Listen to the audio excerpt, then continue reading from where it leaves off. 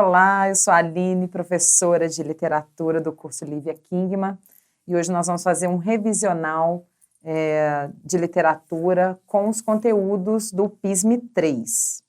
Então vamos começar. O primeiro conteúdo que nós vamos estudar é o trovadorismo. Então, o trovadorismo é um movimento literário que compreendeu aí os séculos XI ao séculos XIV, e foram marcados aí pelas cantigas, não é? Por que desse nome cantigas? Porque eram textos que eram acompanhados por instrumentos musicais, né? E esse movimento ocorreu somente na Europa e teve essa característica que foi a aproximação da música e da poesia, né?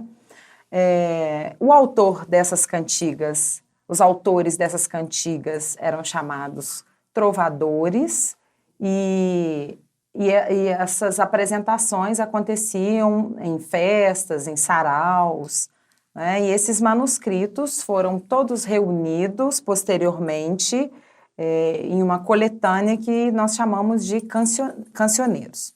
O contexto histórico do trovadorismo, qual que é?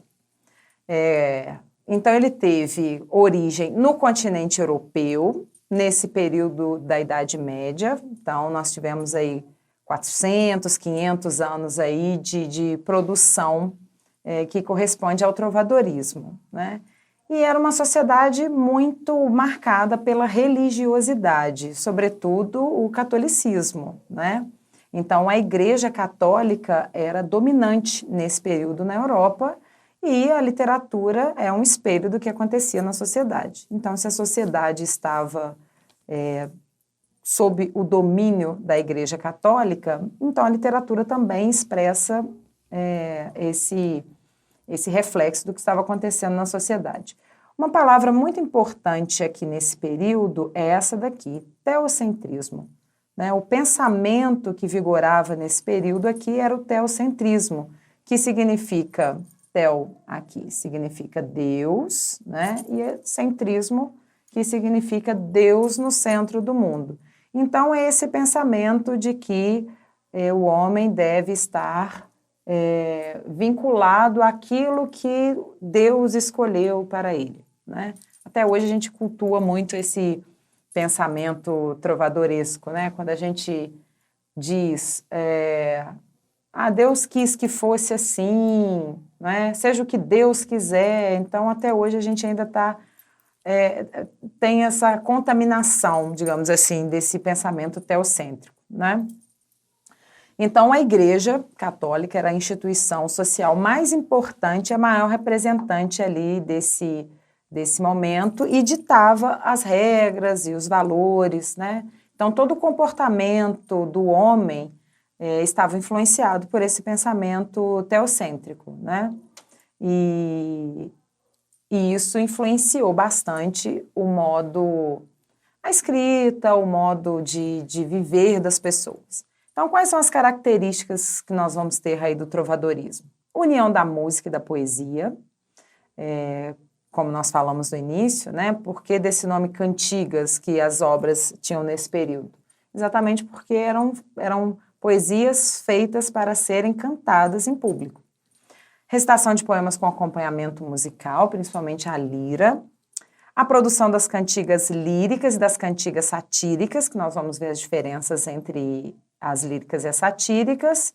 E os temas explorados nas cantigas eram o amor, o sofrimento, a amizade, as críticas políticas e as críticas sociais. A primeira aí, as cantigas do trovadorismo. Primeiro nós vamos ter as cantigas líricas. As cantigas líricas se dividem entre cantigas de amor e as cantigas de amigo. Nas duas você tem como objetivo manifestar os sentimentos, né? Porém, uma é o homem que se declara uma mulher, e na outra é uma mulher que se declara a um homem, ao seu amigo, né? Que pode ser o seu namorado, amante. Não amante nesse sentido pejorativo, como nós entendemos a palavra amante, né? Mas amante é essa palavra que deriva de amor. Então, quais são as diferenças entre essas cantigas líricas? A primeira que nós temos aí, as cantigas de amor. Sempre o eu lírico masculino. Sempre é a declaração de um homem declarando devoção a uma mulher, né? Então, são cantigas de origem nobre, elas refletem aí o ambiente palaciano, por isso elas vão ter uma linguagem mais erudita. Ela tem como tema a coita amorosa, que é o sofrimento, principalmente pela impossibilidade da realização amorosa. É o que seria o que a gente chama hoje de sofrência. A coita de amor, né, ela foi trazida hoje, principalmente nessas músicas mais atuais, sertanejo universitário, a gente pode fazer essa comparação entre as cantigas e essas músicas estilo Marília Mendonça, né? Com as cantigas trovadorescas. Então, nas cantigas de amor, especificamente, é sempre o homem, o eu lírico masculino, que sofre de amor por uma mulher, por um amor que é idealizado, né? E aí vem esse termo vassalagem amorosa. A vassalagem amorosa refletem as relações feudais daquele momento, né, em que você tinha uma sociedade dividida entre vassalos e suzeranos, e o vassalo é aquele que prestava serviço para o suzerano. E além do serviço, era uma jura, né, de lealdade ali ao seu senhor, ao seu suzerano. A mesma coisa acontecia aqui nas cantigas de amor. Havia uma devoção à mulher amada aqui, tal qual o vassalo prometia lealdade ao seu suzerano, né? Então, a vassalagem amorosa é o tema das cantigas de amor. E a ausência de paralelismo ou refrão. Como as cantigas de amor são mais sofisticadas, então elas não vão ter refrão, como nós vamos ver das cantigas de amigo. Nas cantigas de amigo, nós vamos ter um eu lírico feminino, nós vamos ter uma origem mais popular. Então, pelo fato de a gente ter essa origem mais popular, a gente vai ter uma cantiga mais simples. Então, o refrão sempre vai estar presente nas cantigas de amigo. A estrutura das cantigas de amigo, elas são mais simples, né? Tem uma estrutura paralelística, que nós vamos ver daqui a pouco os exemplos.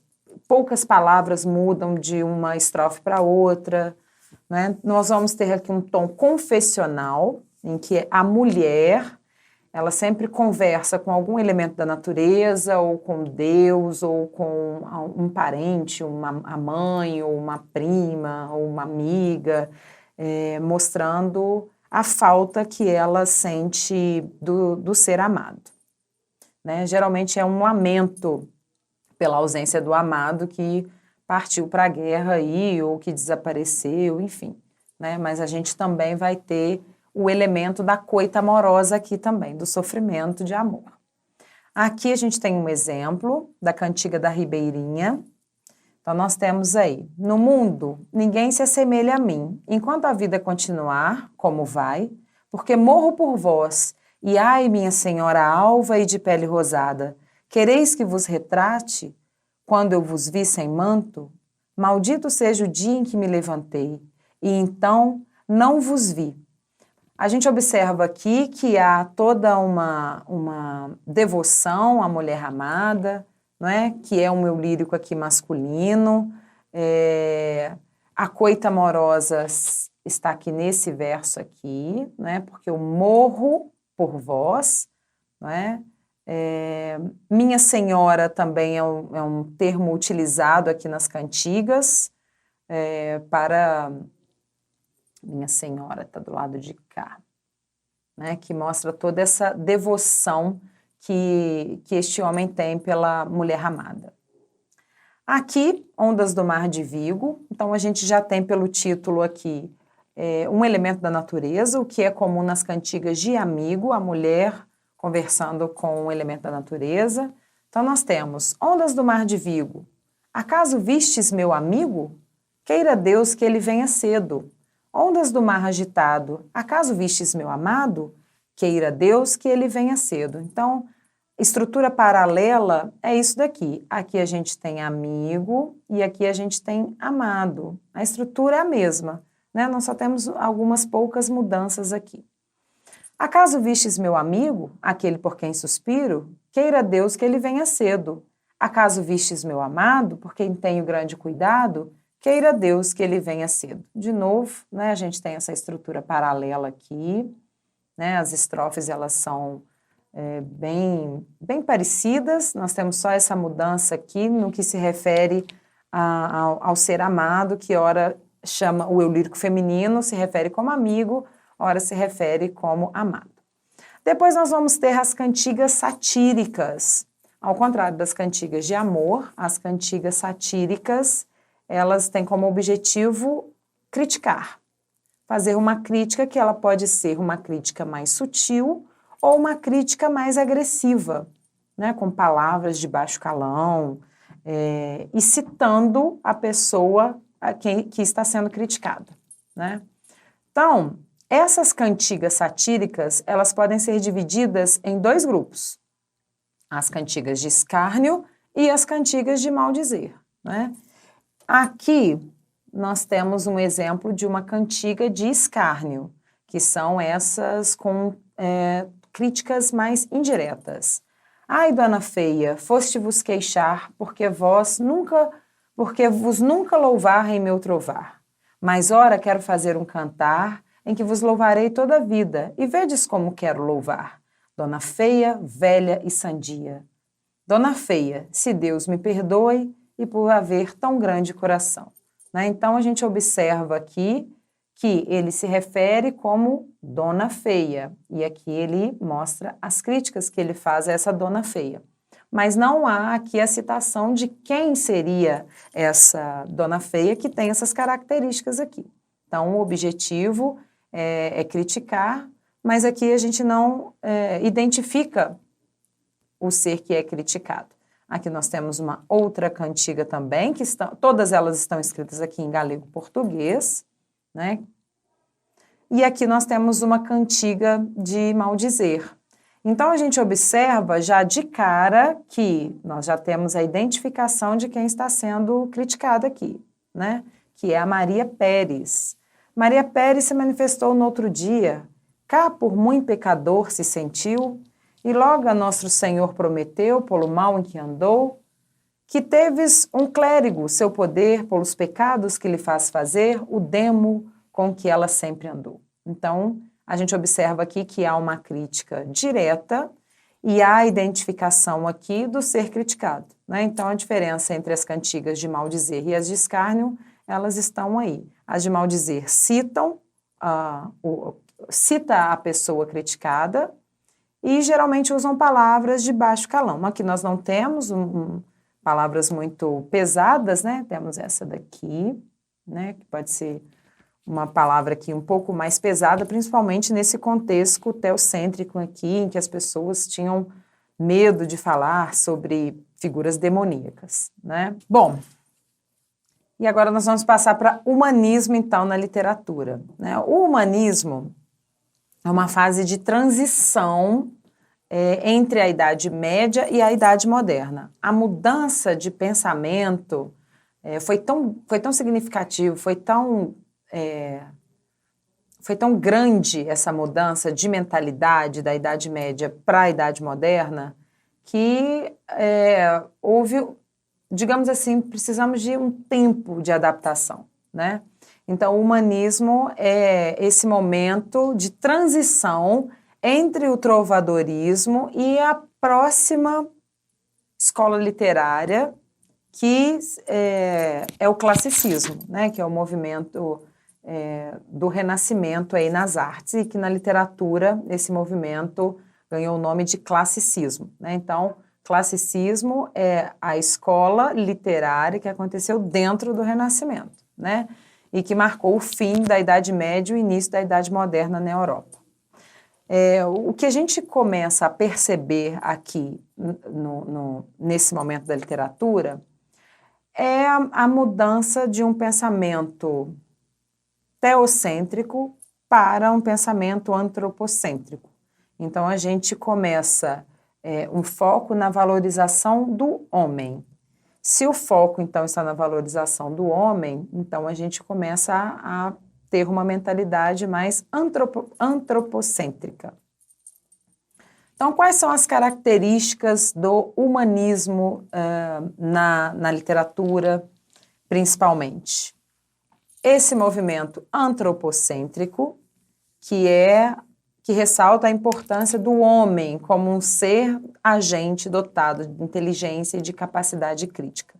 Então, não mais aquele pensamento vigente de que Deus ocuparia ali o centro e a vontade do ser humano, a vontade do homem, ela não é levada em consideração. Então, nós temos aqui um novo conceito que permitiu com que o homem fosse sujeito das suas próprias vontades, né? Não mais a igreja tivesse esse domínio.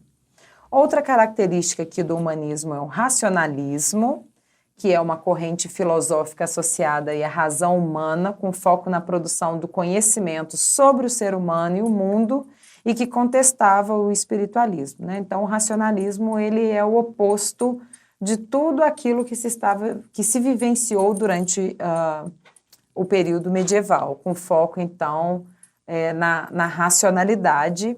E aí está muito ligada também a questão do cientificismo, que é um conceito que coloca a ciência em um lugar de destaque. Então, a gente vai ter nesse momento aí, nas artes, na literatura, a valorização do homem, do corpo humano, do pensamento, das vontades do ser humano. Então, é um foco mesmo no homem, né?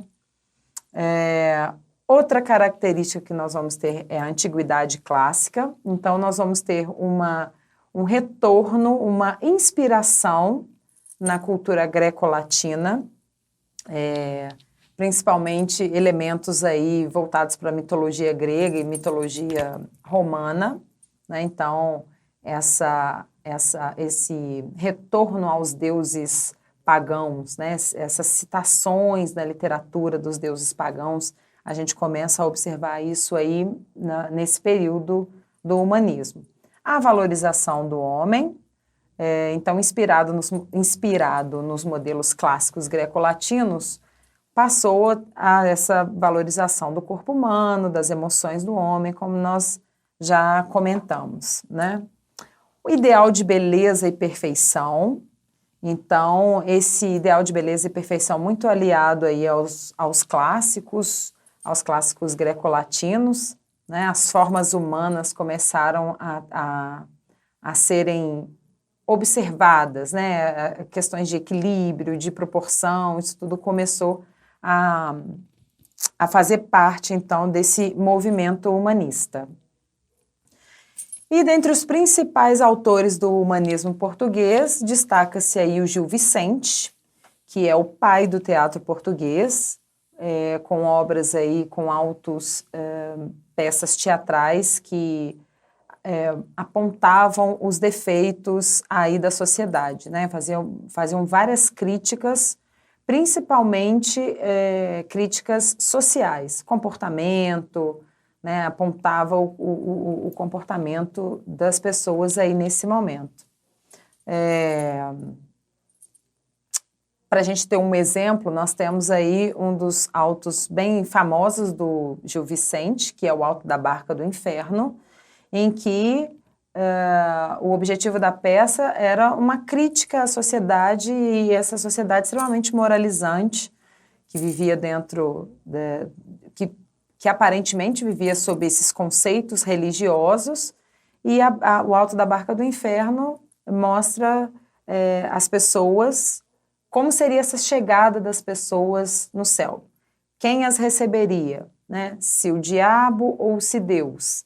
E aí a gente começa a observar que as pessoas que tinham papéis de destaque na sociedade, como o juiz, a beata, né, eram todos recebidos não por Deus, mas pelo diabo, e aí ele vai apontando quais são os pecados que essas pessoas cometiam e como essas pessoas viviam numa sociedade hipócrita.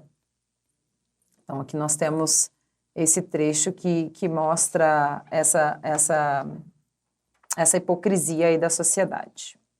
Bom, então agora vamos passar para mais um período aí da literatura, que é o classicismo, né? Então, o nome já traz esse indício de que é um retorno aos clássicos, né? Um retorno aí a um movimento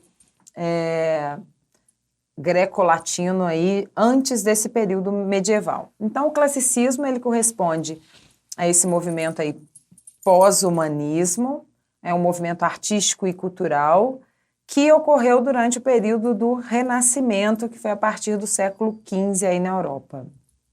É um movimento que, então, marca o fim da Idade Média e o início da Idade Moderna, né, fazendo essa referência aí aos modelos clássicos, né, os modelos latinos e os modelos romanos. Na literatura, então, o classicismo é o nome do movimento literário que aconteceu dentro do Renascimento, né? Então, a gente tanto pode ouvir literatura renascentista ou o nome classicismo. De modo geral, a gente ouve até mais o nome classicismo do que literatura renascentista. Ambos estão corretos. Com relação ao contexto histórico, o que estava acontecendo aí na Europa nesse momento? As grandes navegações, né, no início aí do século XVI, Portugal principalmente estava na hegemonia aí das grandes navegações, né, tanto que o Brasil foi colonizado exatamente nesse momento. Uma outra característica importante nesse contexto histórico que se refere ao classicismo é a Reforma Protestante, que foi um movimento de crise religiosa aí, em que Martinho Lutero questionou a Igreja Católica, além da invenção da imprensa, que foi um outro movimento bastante importante nesse período, o fim do sistema feudal, e aí a gente tem o início de um outro sistema econômico, que foi o capitalismo, né, o surgimento da burguesia, que foi uma classe econômica bem influente nesse período, a partir desse período, né, e foi ganhando mais influência, né, e o cientificismo. Então, aqui a gente tem elencado aqui todas as características aqui, várias características aqui que são importantes para a gente compreender esse período. A antiguidade clássica, a mudança de um pensamento teocêntrico para o antropocentrismo, humanismo, universalismo, racionalismo, cientificismo, o paganismo, que é uma herança dos clássicos, objetividade. Sempre que a gente tem um pensamento teocêntrico, a gente tem bem menos racionalidade, bem menos objetividade, né?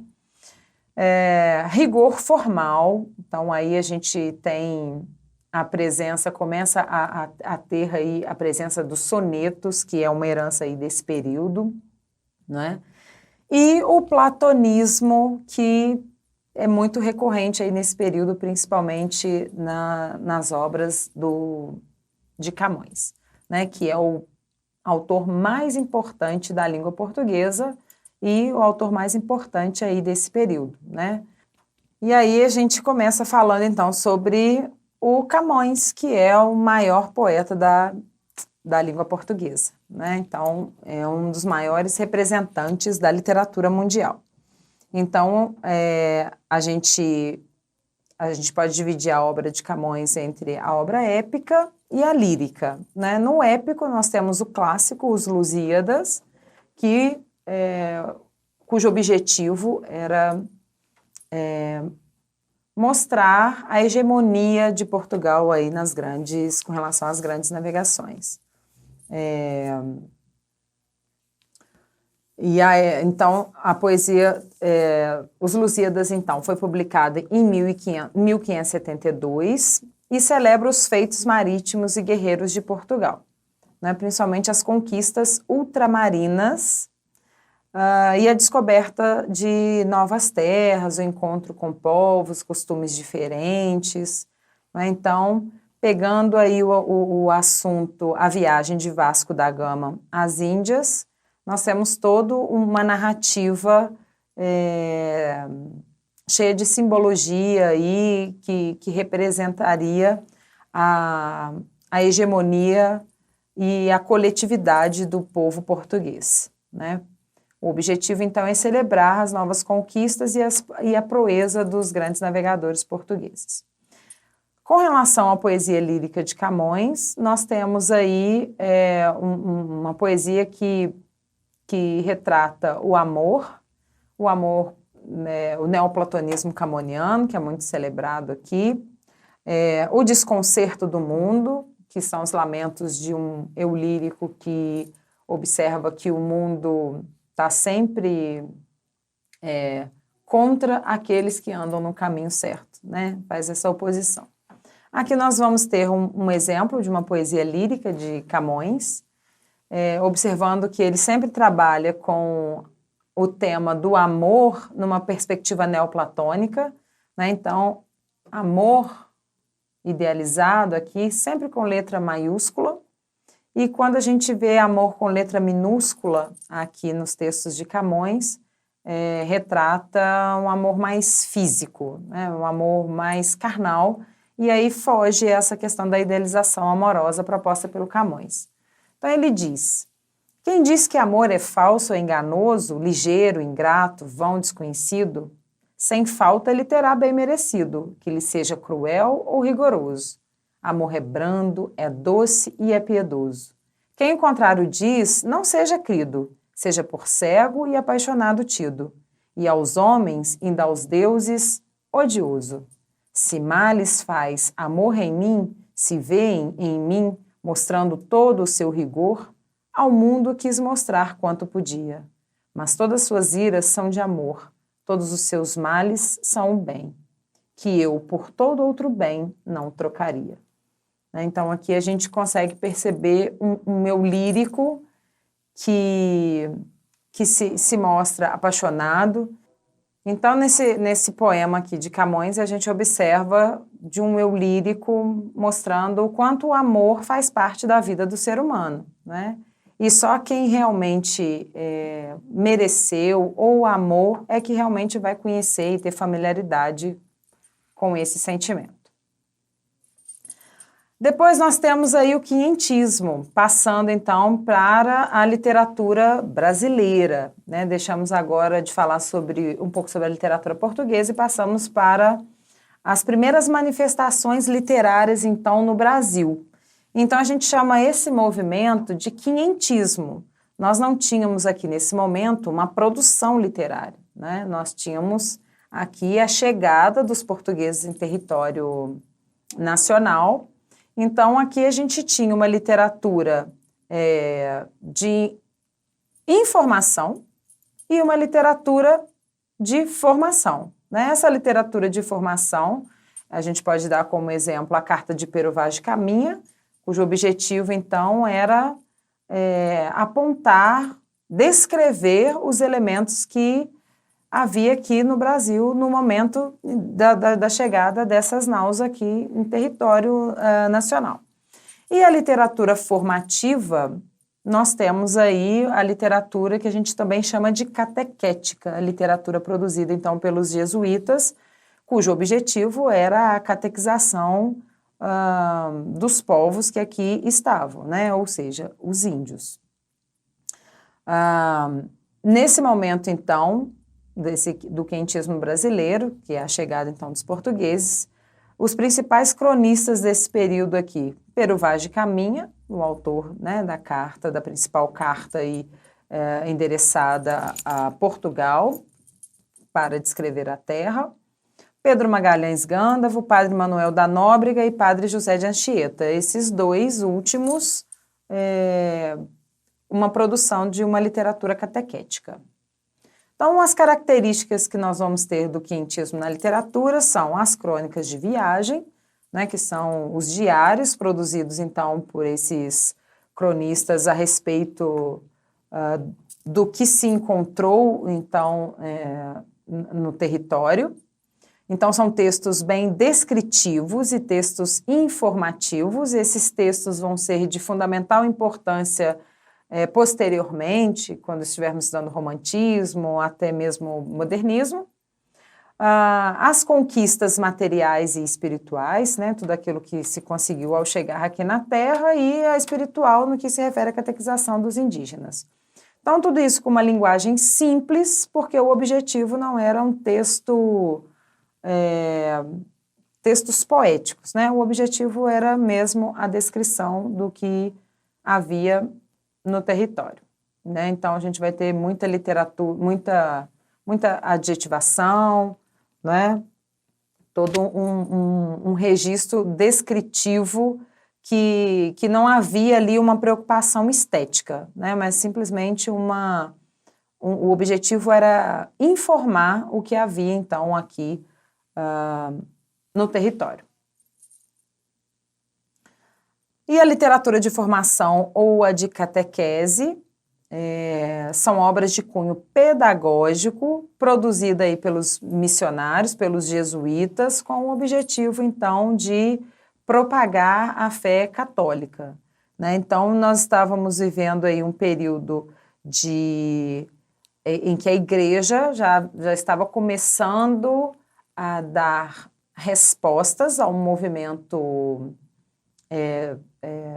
da Reforma Protestante, de Martinho Lutero. Então, o objetivo da igreja era arrebanhar mais cristãos, então, para dar continuidade ao poderio do catolicismo, então. Trechos da Carta de Pero Vaz de Caminha, que a gente observa aqui que a descrição que ele faz com relação aos indígenas. Ali veríeis galantes pintados de preto e vermelho e quartejados assim pelos corpos como pelas pernas, que, certo assim, pareciam bem. Também andavam entre eles 4 ou 5 mulheres novas, que assim nuas não pareciam mal. Entre elas andava uma com uma coxa do joelho até o quadril e a nádega toda tingida daquela tintura preta, e todo o resto da sua cor natural. Outra trazia, ambos, os joelhos com as curvas assim tintas e também os colos dos pés, e suas vergonhas tão nuas, e com tanta inocência assim descobertas, que não havia nisso desvergonha nenhuma. Então, a gente observa que há um trecho em que começa a descrever o indígena brasileiro sob o ponto de vista do colonizador. Então, agora vamos passar para a próxima escola literária. Nós vamos falar especificamente sobre o barroco no Brasil. Então, agora a gente já começa a ter uma produção que é nacional. A gente já começa a ter pessoas, então, brasileiros, nascidos na terra, que começam a terem uma produção literária. Então, o barroco no Brasil ele vai ter início no final do século XVII, né? E o barroco é uma tendência artística que teve destaque na arquitetura, na escultura, na pintura e na literatura, que é o nosso foco aqui, né? Então, o marco inicial do barroco é 1601, com a publicação de uma obra de Bento Teixeira, né?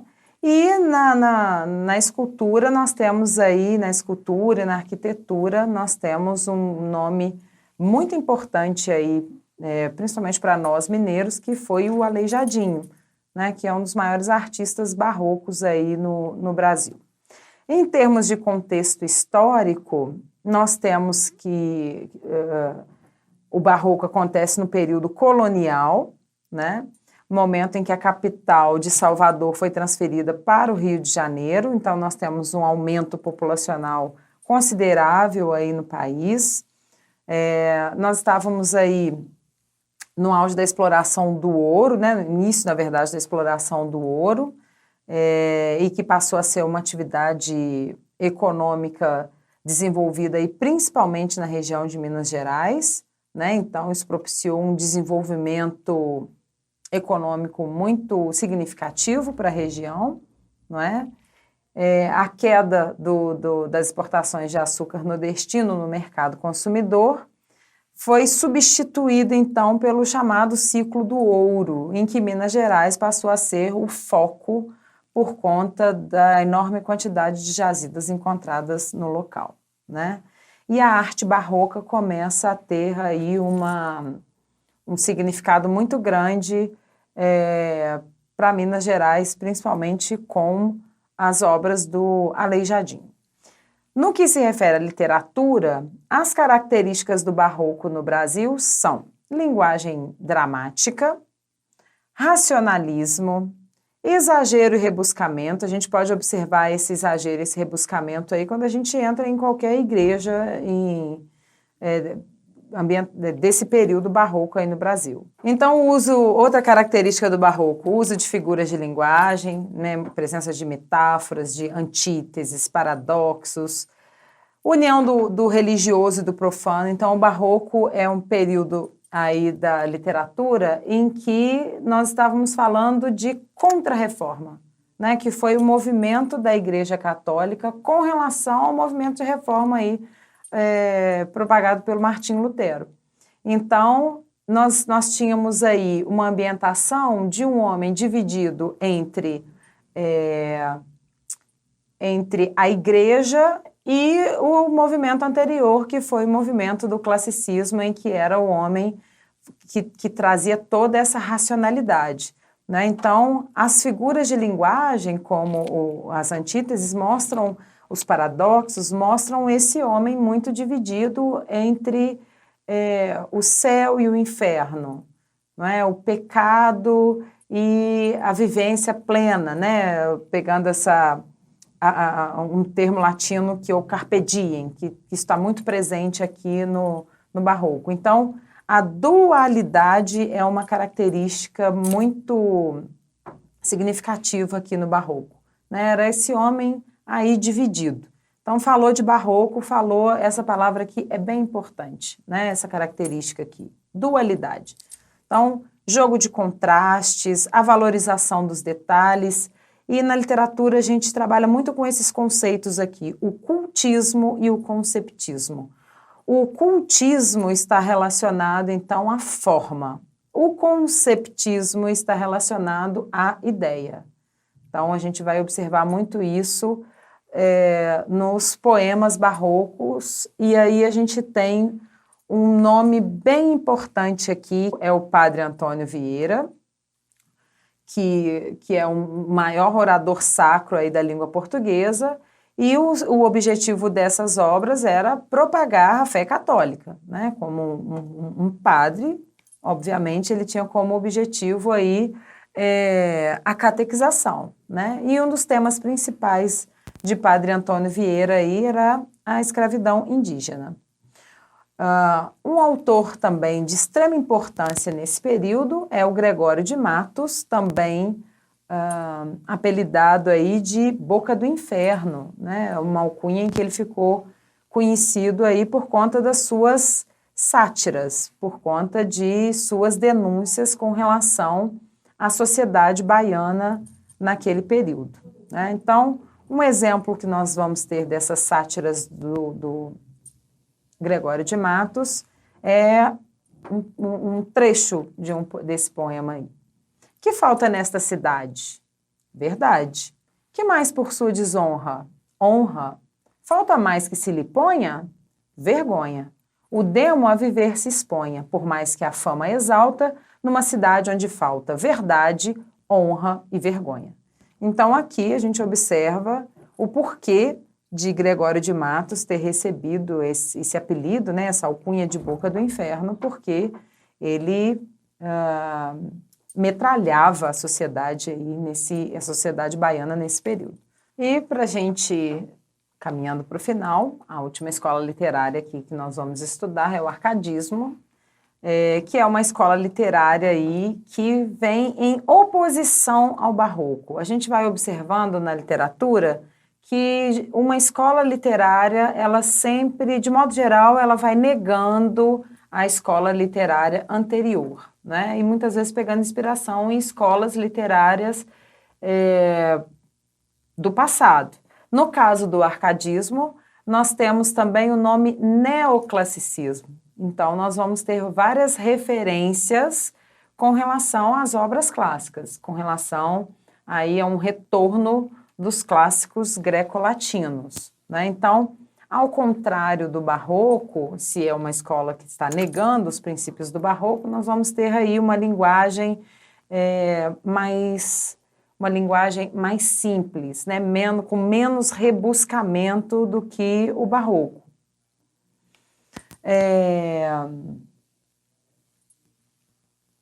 O arcadismo, então, ele foi muito influenciado pelo iluminismo, que foi um movimento intelectual aí que surgiu na Europa no século XVII, que se caracterizou principalmente pelo fato de defender o racionalismo ao invés da religiosidade.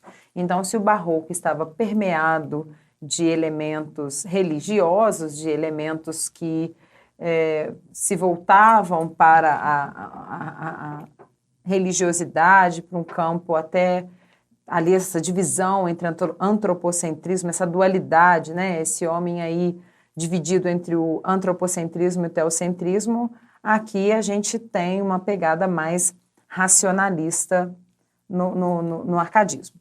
Então, dentre os principais autores, nós vamos ter aí Cláudio Manuel da Costa, Basílio da Gama, Santa Rita Durão e Tomás Antônio Gonzaga. E das características do arcadismo, nós vamos ter essa oposição ao barroco. Então, por isso, quando a gente pega como a gente vai ver agora, um poema Árcade, ele tem uma linguagem bem mais fluida, uma linguagem bem mais tranquila, né, que não causa esse olhar mais atencioso, né? Os textos do barroco, eles exigem um pouco mais da nossa análise por conta daquela característica do cultismo, né? Do culto à forma. Aqui no arcadismo, não. Nós vamos ter uma linguagem bem mais simples, né?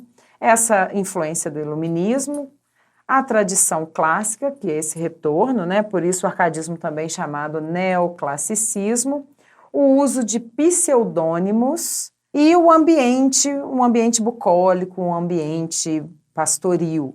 Então, nós vamos ter essa pegada de um homem que quer se despojar de todos aqueles elementos exagerados, inclusive muito trabalhados no barroco. É um homem que quer uma vida no campo, uma vida tranquila, né? sem muita ornamentação.